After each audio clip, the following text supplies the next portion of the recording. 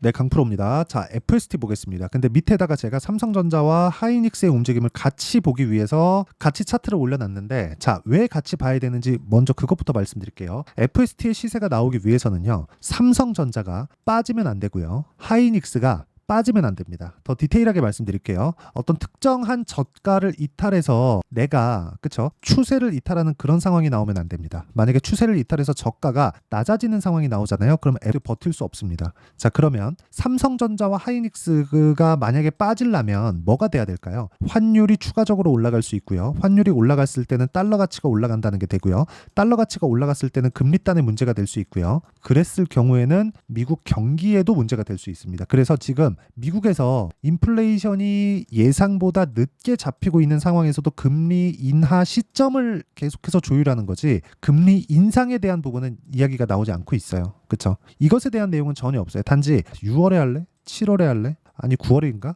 이렇게 얘기하고 있어요. 이런 과정에서 미국 시장 같은 경우에 시장을 이끌어가다 보니까 엔비디아나 뭐 슈퍼마이크로 컴퓨터, 뭐 델, 그리고 뭐 인텔 이런 종목군들이 계속해서 그쵸 약간 조금 매물 소화를 받고 있는, 물론 많이 올랐기 때문에 고가에서 매물이 쏟아지는 건 어쩔 수 없지만 그 쏟아지는 부분을 받아 먹어가면서 가격대를 유지하는 수준, 이 상황에서 삼성전자 같은 경우에 미증시에서 조정을 받으니까 저가까지 빠졌지만 60일선에서 반등을 줬고, 추가적으로 하락하는 부분이 나오더라도 60일선을 이탈해서 추세를 이탈하기는 쉽지 않다. 하지만 여기서 반등을 하기 위한 조건도 지금으로서는 그렇게 녹록지 않다. 언제까지? 엔비디아 실적이 나올 때까지. 엔비디아 실적이 나오고 나면 그 전에 주가는 이미 반영을 할 겁니다. 무엇보다 중요한 게 있어요. 엔비디아 실적은 100%의 확률로 좋을 겁니다. 자, 100%의 확률로 좋은데 엔비디아가 올해 전망치를 어떻게 발표할지는 몰라요. 지금 ARM 같은 경우도 그렇거든요. 실적은 좋았지만 1분기 실적은 좋았지만 2분기 이후에 전망치를 낮춰버렸어요. 이런 부분이 어디서 발생을 했느냐? 자, 지금 AI 시대가 도래하면서 돈을 번 기업은 엔비디아밖에 없습니다. 하나 더 하자면 하이닉스. 그쵸? 이 두 가지 기업밖에 없어요. 왜? 이 서비스가 제대로 이루어지고 버전을 계속해서 높여서 높은 수준의 시스템을 만들어 주려면 일단은 서버 투자를 먼저 해야 됩니다. 인프라를 먼저 갖춰야 돼요. 그래서 23년도 그렇고 올해까지는 인프라를 계속해서 갖춰야 되는 그런 상황인데 엔비디아가 너무 많이 헤쳐먹고 있는 거죠. 그렇죠? 그래서 지금 실제 엔비디아의 이 GPU 칩셋을 TSMC에서 공급을 하고 있죠. TSMC에서 생산을 해서 직접 공급을 하고 있는데, 이런 부분에서 TSMC에서도 얘기가 나올 정도로 가격대를 높게 책정해서 받고 있습니다. 그래서 급기야 지금 챗GPT를 만든 샘 올트먼 있죠. 샘 올트먼이 직접 얘기한 내용이 정말 가관입니다. 야, 내가 900조를 땡겨와서 직접 회사를 만들었으면 만들었지 니네 건 못 쓰겠다. 그래서 나온 내용이 엔비디아의 경쟁사들이 고객사가 되는 해프닝이 벌어지고 있는 그런 상황입니다. 엔비디아에서 적당한 수준에서 너네 마진도 먹고, 그래 너네가 먼저 만들어 주니까 너네 마진 먹고 나한테 줘, 이게 돼야 되는데 그냥 폭리를 취하기 시작한 거죠. 야, 너네 우리 못 따라오잖아, 이렇게 돼버리는 거예요. 근데 어쨌든 이렇게 엔비디아가 이런 전략을 써왔었던 건 사실상 이 개인용 PC에 들어가 있었던 흔히 얘기하는 그래픽카드, 그쵸? 그래픽카드 칩셋을 지금 A 반도체로 사용하고 있는 건데, 그래픽카드에서 썼었던 정확하게 동일한 전략을 사용하고 있고요. 이런 부분을 지금과 같은 상황으로 두면 엔비디아의 점유율은 낮아질 수밖에 없습니다. 그런데 이런 부분이 한국 시장, 한국의 반도체 종목군들에선 호재예요. 왜? 메모리를 필요로 하는 쪽이 더 많아지기 때문에 그렇습니다. 그쵸? 자, 그러면 이런 부분이 삼성전자에서도 또 호재 입니다. 자, 그러면 이런 부분이 FST까지 영향을 줍니다. 자, FST는 메모리 쪽이 아닙니다. 그런데 FST 같은 경우에 비메모리 중에서 EUV 펠리클 공정을 도맡아서 하고 있어요. 물론 이런 부분이 또 하고 있고, 그쵸? 일본 기업에서도 한 가지 하고 있는 기업들이 있는데, 여기서 진짜 중요하게 생각해야 되는 부분이 있습니다. 펠리클 공정이 들어갔을 때는 수율을 잡을 수 있다는 내용이 있고요. 그쵸? 수율을 잡았을 때는 기업의 마진율이 올라갑니다. 그래서 FST 쪽으로 우리가 봤을 때 지금 삼성전자에서 지분을 7%를 인수를 해버렸어요. 이렇게 이 지분을 먼저 들어간 이유가 그것 때문에 그렇습니다. 자, 그러면 이 내용을 가지고 삼성전자와 하이닉스 그리고 FST에 대한 앞으로의 주가는 어떻게 될까요? 자, 이렇게 보시면 됩니다. 삼성전자 저가를 확보하는 구간은 지나갔다. 추가적으로 하락하기 위한 조건은 만들어지지 않는다. 왜? 그러려면 환율이 1,400원 이상으로 치솟아 올라가는 그런 상황에서 올라갈 수 있죠. 근데 추세를 그리면서 가야 돼요. 이런 상황은 나오지 않아요. 왜? 미국에서 바라지 않습니다. 그리고 두 번째, 그렇죠? 엔비디아에서 신제품 그 출시 시기를 원래 2년 주기에서 1년 주기로 좁혔습니다. 자, 그런데 뭐가 있냐면 엔비디아의 경쟁사들이 지금 엔비디아를 압박하는 카드로 야, 너네 좋은 거 알겠는데 우리 입맛에 맞게 만들어서 써도 너네 거보다 성능은 떨어지지만 효율은 더 좋을 수 있다. 이렇게 압박을 하고 있습니다. 이런 부분이 그쵸? 만약에 그쵸? 엔비디아의 이 고객사들을 보면 어디냐면 MS 그쵸? 그리고 구글 뭐 이런 쪽이에요. 그러니까 이름만 들으면 알만한 기업들. 그리고 하나가 더 있습니다. 애플에서 AI 시장에 진출을 시작을 했죠. 그러려면 뭘 해야 돼요? M4 칩셋에 대한 수량 자체도 늘려야 되는 그런 부분들이 있습니다. 이런 부분이 사실상 애플이 삼성 파운드리에 맡기겠습니까? 그건 어렵겠죠. 그런데 애플의 물량이 늘어나면 늘어날수록 TSMC 그리고 무엇보다 중요한 게 있습니다. 엔비디아의 칩셋 그리고 또 하나가 더 있어요. 지금 TSMC에서 맡고 있는 물량 중에 일부가 삼성 파운드리 넘어올 수 있는 그런 환경이 됩니다.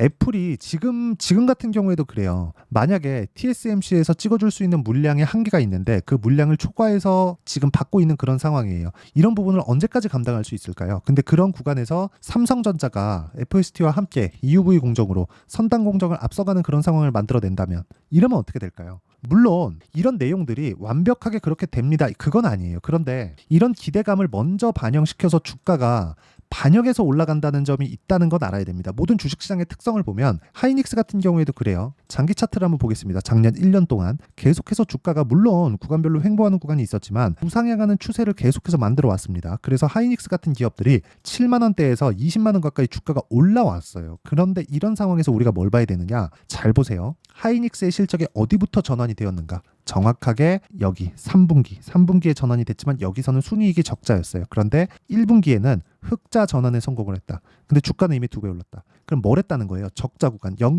분기당 2조 원씩 적자를 보고 있는데 주가가 이렇게 올라왔다는 거죠. 그러면 이 구간에서 우린 뭘 해야 돼요? 올라가는 걸 확인하고 매수를 해야 됩니다. 그런데 FST 같은 경우에 지금 어때요? 올라가는 부분이 확인이 된 거예요, 이미. 4월 달에 조정을 받았는데도 불구하고 FST는 어땠어요?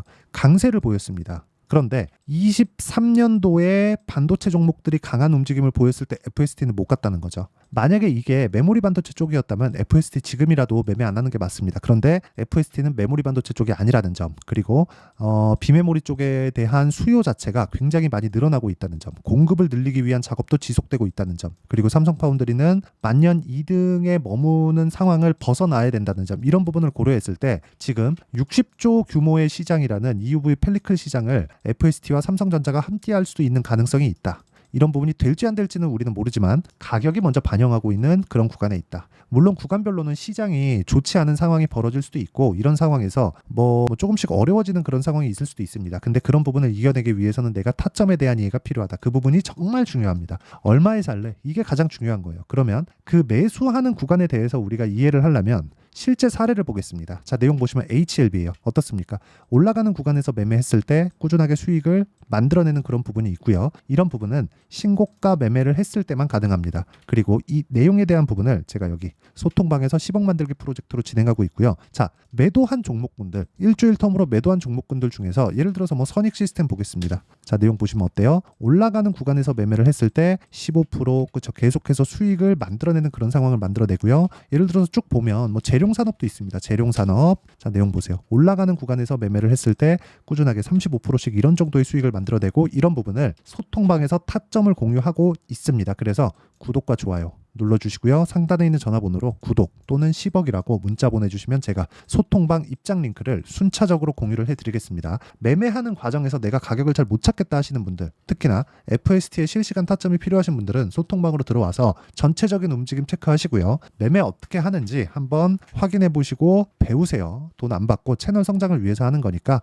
구독과 좋아요 눌러주시고 상단에 있는 전화번호로 구독 또는 10억이라고 문자 보내주시면 됩니다. 자, 그러면 그쵸? 제가 어떤 류의 종목군들을 매매하는지 정확하게 다 공개를 했지만 다 장 시작 전에 공개를 합니다. 올라가는 부분을 확인하고 매매를 하기 때문에 이런 부분이 있다는 점을 반드시 기억을 하셔야 되고, 그리고 이 내용에 대한 부분을 우리가 어디서 봐야 되느냐? FST를 보면 명확하게 나옵니다. 자, 내용 보세요. FST 지금 가격대가 어때요? 올라가는 상황에서 주춤하고 있는 그런 상황이에요. 근데 그때 뭐가 나왔어요? 삼성전자에 대한 반등이 나오고 있다. 그러면 삼성전자보다 단기간 최근의 상황은 FST가 훨씬 더 강한 움직임을 보이고 있다는 건데, 그러면 뭐예요? FST 쪽으로 들어오는 자금의 매수 자금의 움직임이 더 크다. 물론 절대적인 그 매매 규모에 봐서는 삼성전자 하이닉스를 따라갈 수 없죠. 하지만 가격을 버텨주고 받쳐주고 그쵸 최근에 급등을 했는데도 불구하고 이런 상황에서 뭘 하고 있어요? 가격을 버텨주고 받쳐주고 있다는 건 계속해서 매수세가 이어지고 있다는 내용이 되고요. 이런 부분에서 반등을 확인하는 구간에서 내가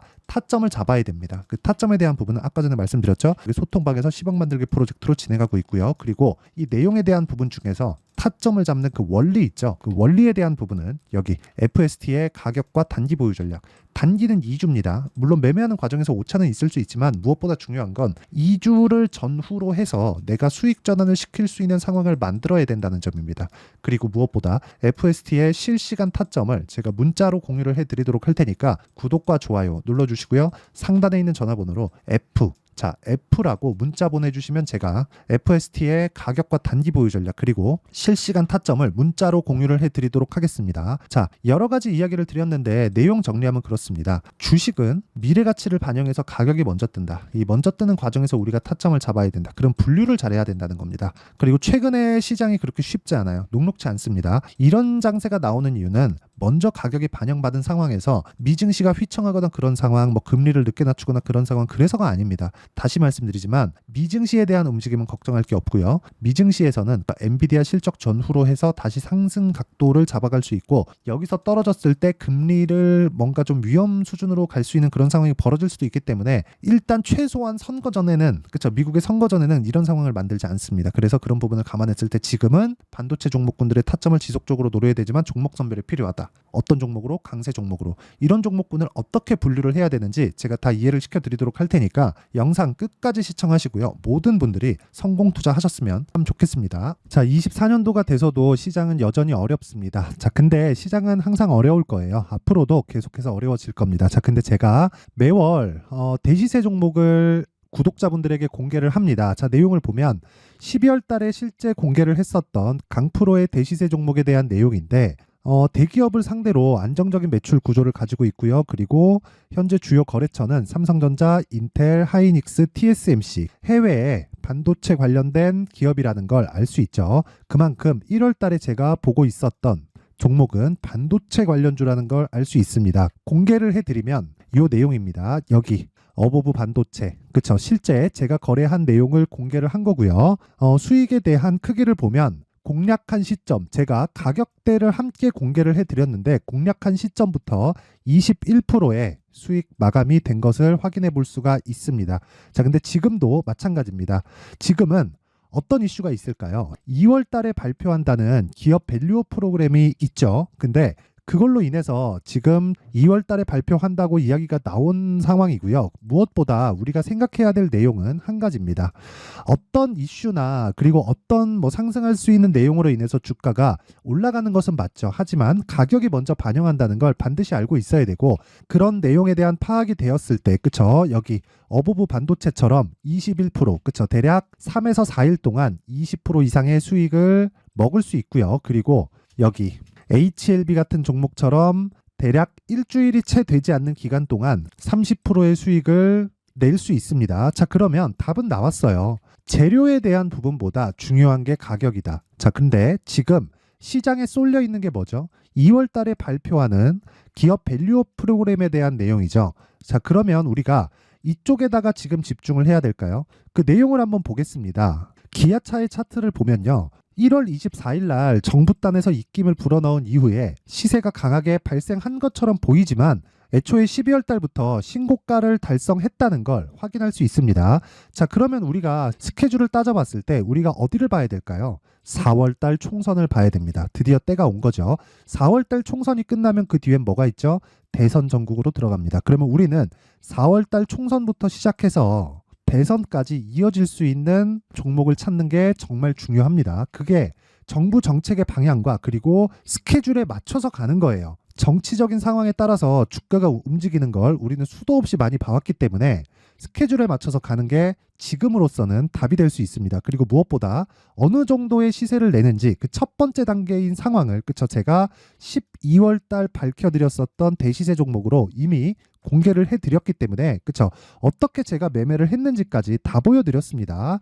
HLB처럼 그쵸 31.9% 걸린 시간은 4일밖에 되지 않죠. 이 종목을 제가 가격과 그리고 어떤 종목인지를 애초에 12월 달부터 공개를 한 겁니다. 자, 그러면 지금도 마찬가지예요. 앞서서 제가 말씀드렸었던 23년도에 했었던 여러 가지 종목들이 있죠. 한미반도체 같은 종목들도 여기 소통방에서 모두 공개를 해서 실제로 10,000원부터 60,000원까지 상승한 내역이 있고요. 왜 공략을 했는지를 제가 다 공개를 해드렸습니다. 근데 지금도 마찬가지라는 거죠. 정부 정책의 방향에 맞춰서 또는 선거 스케줄에 맞춰서 매매를 이어가야 될 때가 됐고요. 제가 총선 관련된 큰 시세가 나올 수 있는 대시세 종목을 준비를 해놨습니다. 길게 말씀드리지 않겠습니다. 모든 종목들은 신고가를 달성하면서 대시세 준비를 하게 되고요. 신고가를 공략했을 때 내가 시장에 주도주를 잡을 수 있는데 지금은 총선에 집중하는 게 맞다. 그래서 총선 관련된 그리고 대선까지 이어질 수 있는 종목을 준비를 해놨는데 지금부터 준비를 하셔야 나중에 고가에 올라가서도 꾸준하게 매매를 이어갈 수 있습니다. 자꾸 막 손절하고 매매하는 과정에서 너무 어렵다 하시는 분들은요. 이 종목 딱 받아가서 큰 수익 내셨으면 좋겠고요. 이 종목은 상단에 있는 전화번호로 대시세라고 문자를 보내주시는 분들에 한해서만 제가 총선 그리고 대선까지 이어질 수 있는 종목을 공개해 드리도록 할 테니까 상단에 있는 전화번호로 대시세라고 문자를 보내주시고요. 그리고 구독과 좋아요 꼭 좀 부탁드리겠습니다. 시장은 정말 어렵습니다. 자, 그래서 모든 분들이 성공 투자하셨으면 좋겠고요. 기본적으로 가격에 대한 파악을 하면서 큰 수익을 내셨으면 좋겠습니다.